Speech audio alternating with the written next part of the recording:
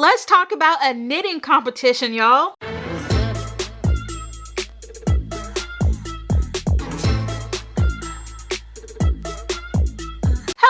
Rochelle here, and I'm back to share some yarn goodness with y'all today.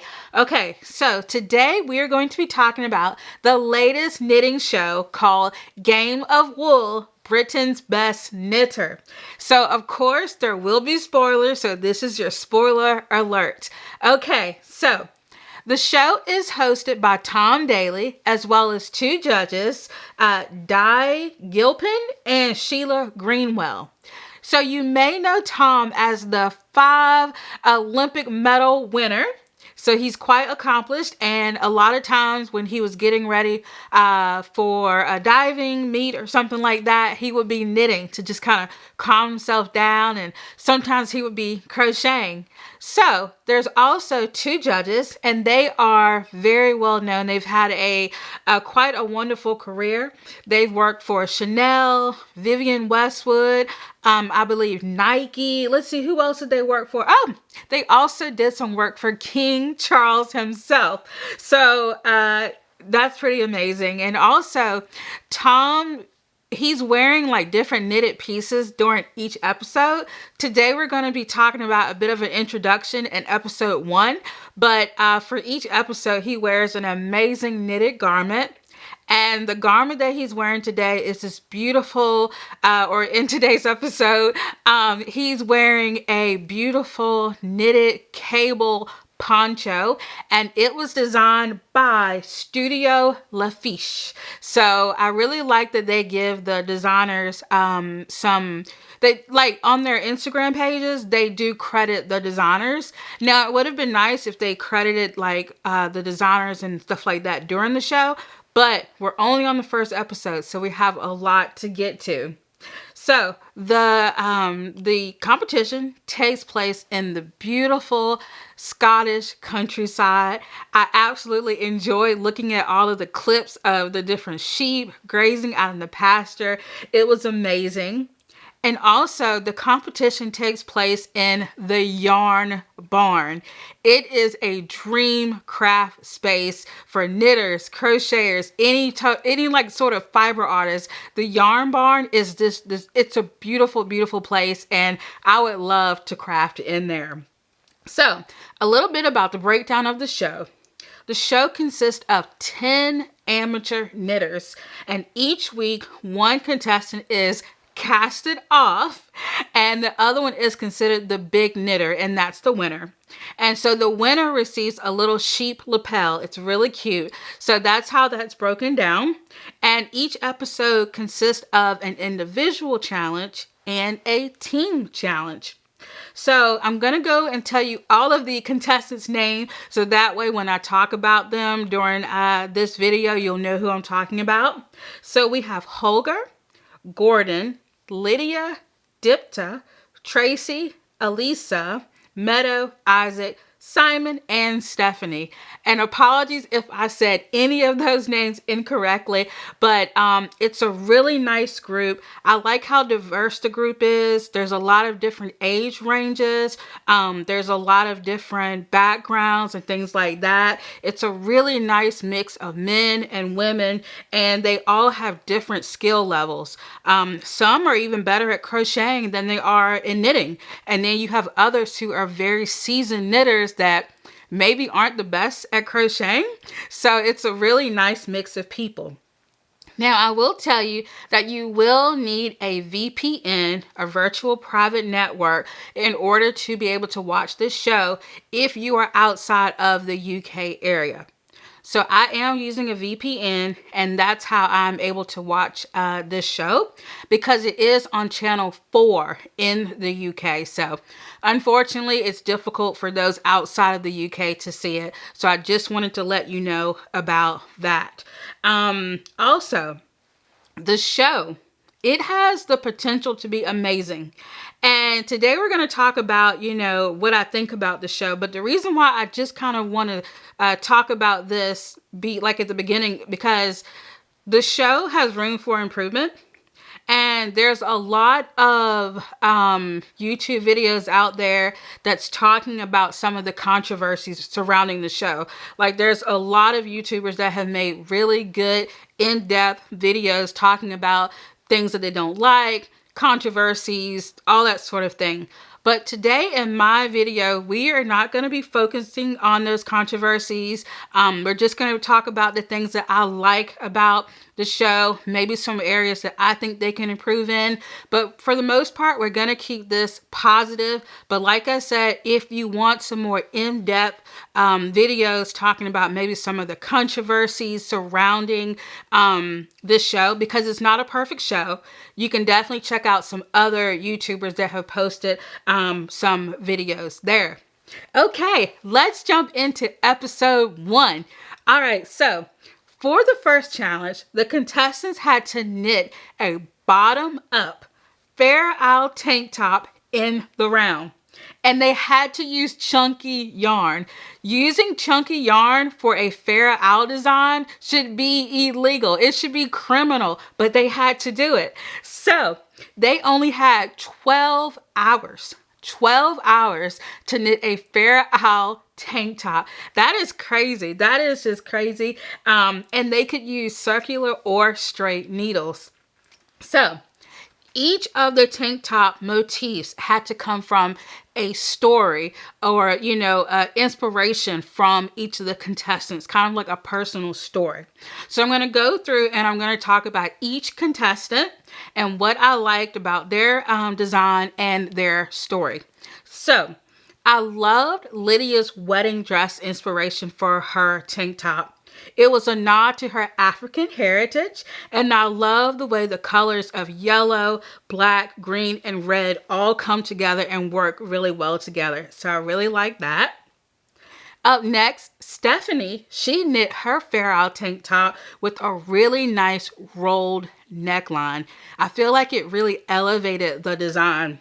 And also, her tank top was inspired by games she plays with her daughter. I love that. It was also inspired by knitting needles and a cup of tea. She often talked about how perfect things are when you have your knitting needles and a cup of tea. So I really liked her story. Okay, next we have Meadow. And Meadow had a very pretty tank top with pink daisies, bright pink daisies. And her tank top was inspired by her grandma because her grandma loved daisies. And then we have Simon. I really liked Simon's tank top with those pops of blue. And his tank top was inspired by him and his wife journey with IVF and also his military background. So it's really nice how he worked those things in there together. Up next, we have Gordon. Gordon actually steeked his tank top. Crazy. But unfortunately, due to him steeking his tank top, he ran out of time. But was steeking really the issue? We're going to jump into that later. But unfortunately, he ran out of time. But his tank top was based on piano keys because he is a professional singer. All right, so up next we have Tracy. And her tank top was, it featured like these beautiful pink tassel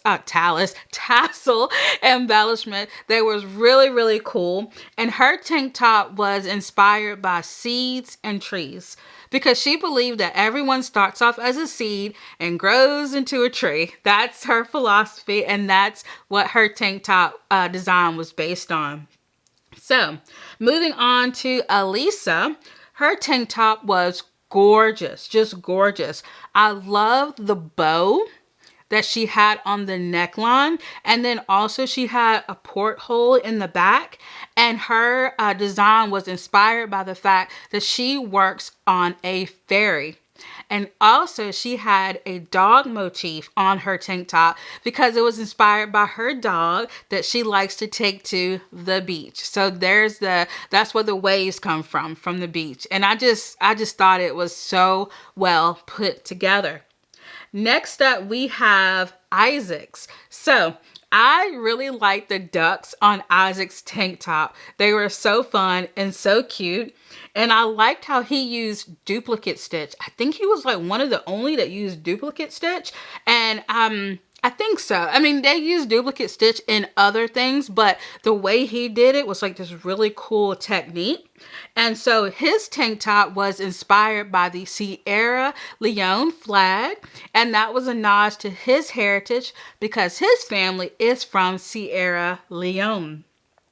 So up next we have Holger. Holger is definitely, in my opinion, a crowd favorite. He's very honest, very direct, and his tank top was inspired by his nonchalant, emotional support chicken. Yeah, let that settle in. So he said that his nonchalant, emotional support chicken matched his personality. And so that was the inspiration for his tank top. And so I really like the colors in the waistband and in the collar. That was some beautiful, beautiful color work. And also, he attempted to do an Italian bond off and ran out of time. Y'all, the Italian bond off takes forever. So that was quite adventurous and bold that he even attempted to do that. But, you know, it was a challenge because one thing that Holger did not like about the challenge was the use of the yarn. He did not like chunky yarn at all. And also the needles. He did not like the needles. And so I really appreciate Holger's honesty in this competition. Next up, we have Dipta. And her tank top was so pretty with pops of pink and blue. And she had never done Fair Isle before. And she's on a knitting competition. But I related to her because I've never done Fair Isle before either. So I was like, you go, girl. You go ahead and do that because I've never done it before. And unfortunately, her garment's neckline was too small for the model. He couldn't even get it over his head. And I was like, oh my gosh, she worked so hard and she couldn't even, like, it couldn't even fit over his head. But her tank top was inspired by a bunny motif. And that comes from her son's favorite bunny toy that he loves. And so she designed it based off of that. So, speaking of the model, Tom Daly modeled all of the tank tops. And I thought that was so cool. Also, occasionally Tom knits while the contestants knit as well. But I would like for him to knit a little bit more. In this episode, he mainly just knitted on like a little doll that he has. But I would love to see him knit some more. Okay, so the second part of this competition was the team challenge. Okay, so they were split into 2 teams of 5. And the contestants had to transform a sofa by knitting a sofa cover. And they had to use chunky yarn. So they had 10 hours, y'all. 10 hours to knit a sofa cover. And they had to use size 20 needles.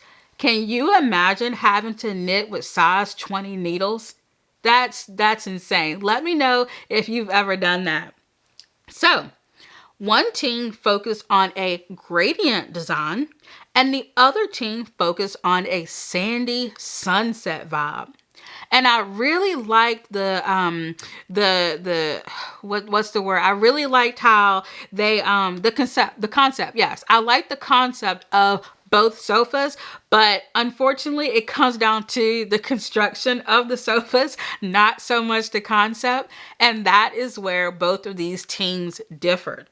So the gradient sofa was beautiful. It had beautiful cables in it. It was somewhat of a simple design, but it was well executed. And I just love the way the colors flowed. And they even knitted the feet. They knitted the feet of the sofa. That was so cool. Unfortunately, the Sandy Sunset team, it wasn't well executed. It had a lot of holes in it. And yeah, I don't know if they just ran out of time or maybe the plan didn't come together. But unfortunately, theirs did not work out. And of course, the Gradient team won the team challenge. It was very cohesive. They worked very well together. And so I think both teams worked really well together, but one just executed the assignment much better. So Elisa won the Big Knitter Challenge, or the Big Knitter badge, and she got her little knit badge. And I'm trying to remember, is it Elisa or y'all know me in names. It almost sounds like Elsa, but it's spelled more like Alyssa. But I still feel like I'm saying it wrong. I'm going to do better on the next episode. But anyway, she was the big winner, and she got her little Sheets badge. Now, unfortunately, someone had to go home, and it was Gordon. Gordon was casted off. Yikes. It's unfortunate that he was cast off, and that's just the way the show went. It really is. So, after the show, Tom actually sits down with each of the contestants that was cast off. So, Gordon got to talk to Tom. So, that was really nice. And in the exit interview, basically, Tom just broke it down, like asking them questions on how did they feel. And that was their time to really express themselves and things like that. So, during the exit interview with Gordon, I wrote down a few things. So, Tom asked him about the steeking. Was the steeking the issue? And Gordon said, no, the time was the issue. Basically, he had to rip back his garment a few times off camera, and we didn't see that. And so that's why he did not complete his steeking. Then Tom asked him about the stress of knitting under pressure in the yarn barn. And I want to read this directly. Gordon replied that he has never had to do that before, and he will never do it again. Okay? I think if Gordon had the chance to come back into this competition, he would not come in, y'all. That man is done. And so he also mentioned that it was difficult because there was always someone wanting to know something, someone wants to ask you something, or someone wants an explanation of something. And so pretty much in the show, like, they do little interviews, and the judges come around, the host comes around and asks you things, and the fellow cast members ask things. And I think he was just like getting annoyed with that. He really couldn't concentrate. So that was an issue for him. And I think overall, Gordon was happy that he came on the show, but he did express some frustrations. And so Gordon also said that there are no knitting police. And I felt like that was a little jab at the judges. That's just my speculation. I'm just speculating. Also, Tom asked him what was the inspiration for wanting to come on the show. And so Gordon said that he wants to normalize knitting for men. Men knitting is a normal thing, and he really wanted to bring that out. So his inspiration for coming on the show is he wanted to normalize it for men to be knitting. Knit out in public. It's okay. He wants to break that stigma of men knitting.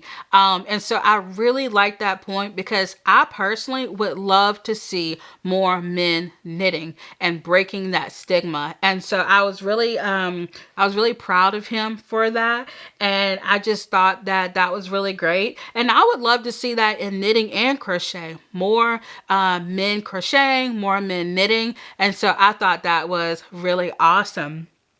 Now, just a little bit of feedback from me. I wish that Gordon would have had more time, because I feel like if he had have had more time to steek his garment properly, then his garment would have been amazing. And also, I don't think that steeking is as scary as the show made it to be. So, steeking is a very common practice, a very common technique in the knitting world. And it does look a little daunting to cut into your fabric. But what I'm hoping is, I hope that new knitters or people that are thinking about knitting, watching the show, I hope that they are not turned off from knitting. And I hope that those who are already knitting are not afraid to steek and try this technique. I've never steeked a garment before, but it is definitely on my to-do list. And so I love wearing knitted cardigans, and so I think that steeking would be like a really good skill for me to learn, so that I can learn how to steek it, cut into it, and reinforce the stitches. So I really like that. Also, another little critique that I would say is, I wish that the garments had have been blocked before Tom tried them on. Especially with it being chunky yarn, the garments were a little bit stiff and they did not drape well at all. So I really wish that the garments could have been blocked first and dried, and then Tom could have tried them on. But I do understand there are time constraints with the show, so I totally get that. So, is the Game of Wool, Britain's Best Knitter, a hit or miss? Let me know. I personally will be watching this show again. I think it is an amazing show to watch while you're crafting, crocheting, knitting, doing whatever. I think it is a wonderful show to craft to. And yeah, I am excited to see where the show goes. And I definitely want to post more videos about the upcoming episodes and just reviewing my thoughts on that. So, before I go, I did want to share what I am wearing. This is the home cardigan designed by Kadri, and I will leave my link below, my Ravelry link below, because I made a whole video talking about this pattern. So my video link is also in my Ravelry page. Yay! So let me know what you worked on while watching, or did you just chill? I love reading you all's comments, so definitely leave me a comment. And also click that notification bell so you'll know when I upload videos for episode 2 and 3 and whatever other episodes come out. And thank you all so much for being here. I am trying to get to 12,000 subscribers. I'm almost there, so I would love your help with that. And yeah, I just appreciate you being here. So, thank you all for watching, and until next time, bye!